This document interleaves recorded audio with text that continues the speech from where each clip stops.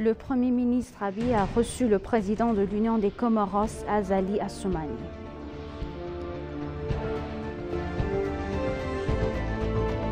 L'ancien vice-premier ministre Damak Amakonnen a discuté avec la ministre belge de la coopération au développement Caroline Janez des questions nationales bilatérales.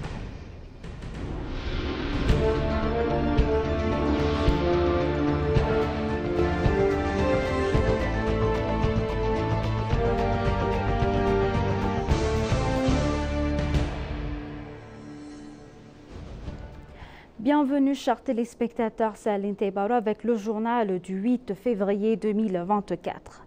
Le Premier ministre Abiy Ahmed a reçu le président de l'Union des Comoros Azali Assoumani et sa délégation au bureau du Premier ministre lors d'une cérémonie de réception officielle.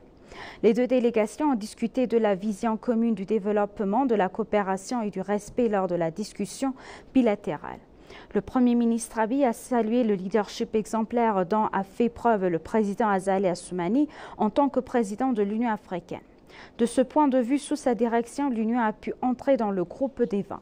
Les deux dirigeants ont partagé leurs efforts lors des épreuves et tribulations. Les informations obtenues du bureau du Premier ministre indiquent que les deux dirigeants ont convenu de travailler en coopération sur les questions régionales et continentales d'une manière tournée vers l'avenir.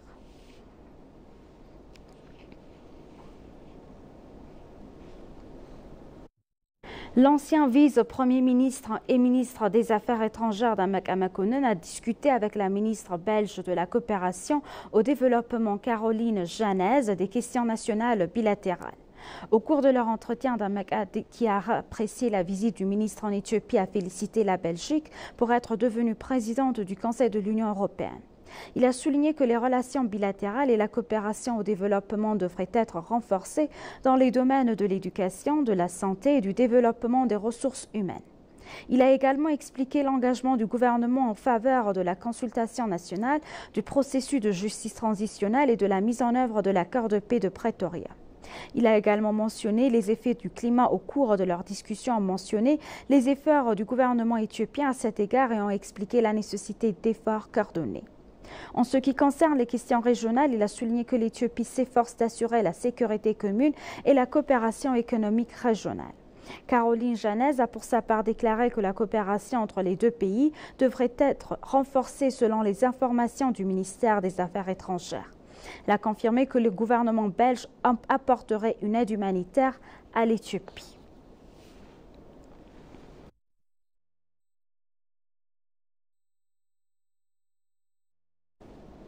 L'économiste Dr Birhanu Danou a déclaré à EBC que l'explication économique donnée par le Premier ministre montre la croissance économique et les réformes.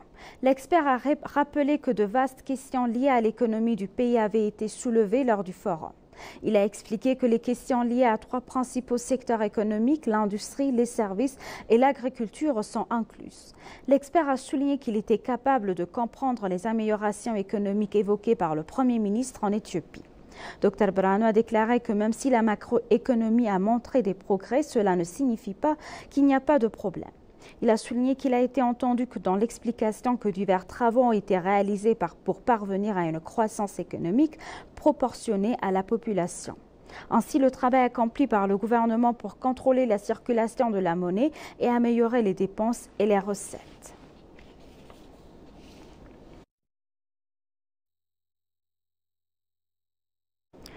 L'ambassadeur Mesgano Arega, ministre d'État des Affaires étrangères, s'est entretenu avec le vice-ministre du Commerce extérieur, de la coopération au développement des Pays-Bas, Steven Colley. Mesgano a salué l'aide du gouvernement néerlandais aux efforts de développement du pays et a réitéré la volonté de l'Éthiopie de renforcer davantage sa coopération après les Pays-Bas dans les domaines de l'investissement et du commerce, a souligné l'importance d'explorer davantage de nouvelles opportunités de coopération. Il a souligné la contribution de l'Éthiopie à la sécurité et à la stabilité régionale ainsi que la nature de l'accord récemment conclu avec le Somaliland. Pour sa part, Steven a dévoilé que les relations entre les deux pays sont basées sur les principes d'interdépendance et de coopération qui garantissent des bénéfices mutuels. Par ailleurs, l'ambassadeur Mesgano a rencontré l'ambassadeur de Singapour en Éthiopie, Asli Veraja, et a discuté des questions bilatérales et multilatérales d'intérêt commun. Il a apprécié la décision de Singapour d'ouvrir une mission diplomatique à Addis Abeba et a souligné les diverses opportunités d'investissement en Éthiopie. L'ambassadeur Selvaraj a signalé l'intérêt de Singapour à intensifier la coopération économique et politique entre les deux pays.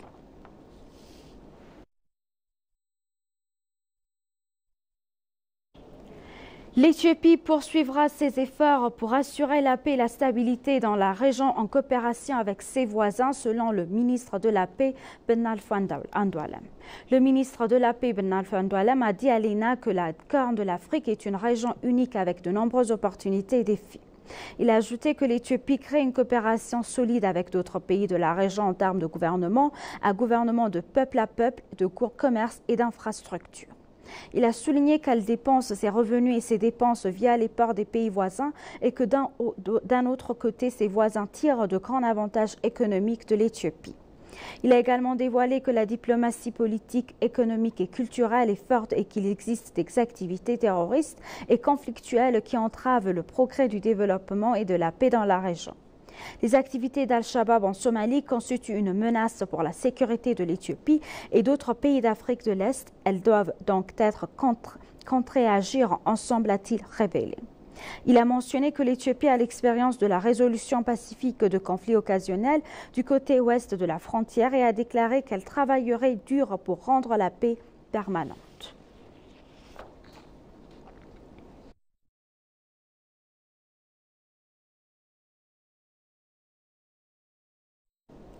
Le commissaire de la Commission de gestion des risques de catastrophe, Shfarot Eklamariam, a déclaré que le gouvernement avait sauvé les citoyens de la sécheresse en allouant des ressources supplémentaires lorsque les agences d'aide internationales ont arrêté leur soutien sans avertissement.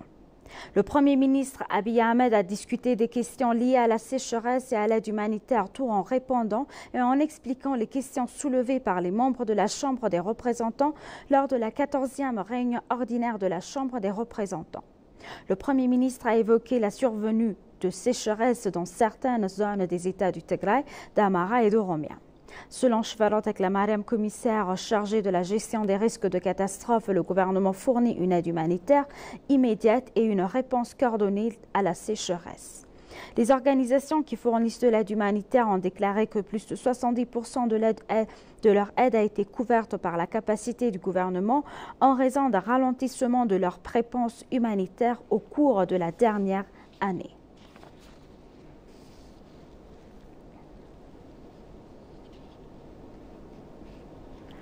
L'Union européenne continuera de renforcer son soutien à l'Éthiopie en vue d'élargir la spécialisation médicale, selon la commissaire européenne à la santé et à la sécurité alimentaire, Dr Stella Kyriakides. La commissaire a visité les services d'oncologie, de psychiatrie, de cardiologie et de feuilleton maternel de l'hôpital spécialisé de Grand-Bassin.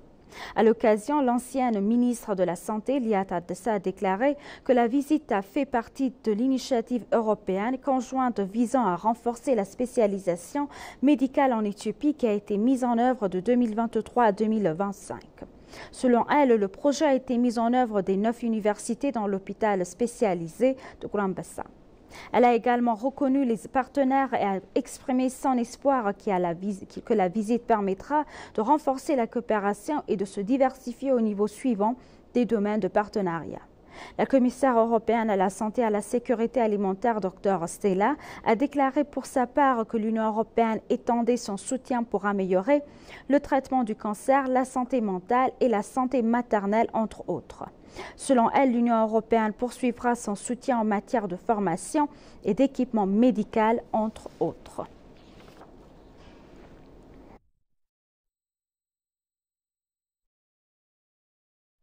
Et pour conclure le journal, le partenariat stratégique entre l'Éthiopie et la Chine continuera à être renforcé de manière à garantir des bénéfices mutuels, a déclaré l'ambassadeur d'Éthiopie en Chine.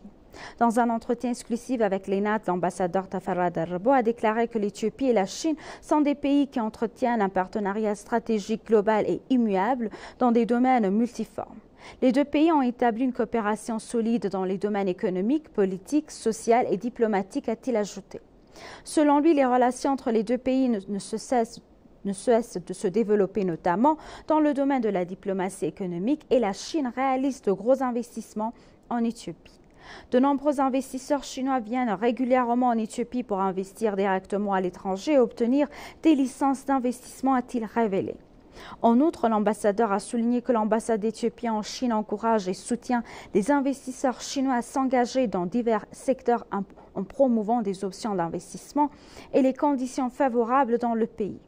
Parlant du commerce, l'ambassadeur Tafarra a déclaré que des échanges commerciaux entre l'Éthiopie et la Chine ont considérablement augmenté. Il a ajouté que des efforts étaient déployés pour tirer parti du large accès de la Chine au marché éthiopien. D'autre part, les deux pays s'efforcent de renforcer leur coopération dans le domaine du tourisme, selon l'ambassadeur Tafarra. L'ambassadeur Tafarra a expliqué qu'un vaste plan est également en préparation pour partager la culture et les valeurs des deux pays. Rappelant que l'Éthiopie et la Chine ont annoncé le partenariat de coopération stratégique tout autant au rang de partenariat entre les deux pays en octobre 2023.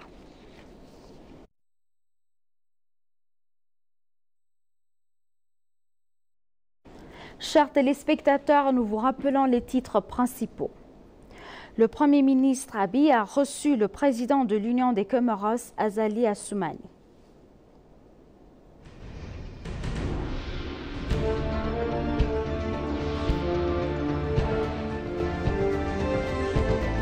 L'ancien vice-premier ministre Damak Amakonnen a discuté avec la ministre belge de la coopération au développement, Caroline Janez, des questions nationales bilatérales. Merci chers téléspectateurs, c'est la fin du journal. C'était Aline Taïbaro avec le journal. Restez avec nous avec le reste des programmes. Bonne journée.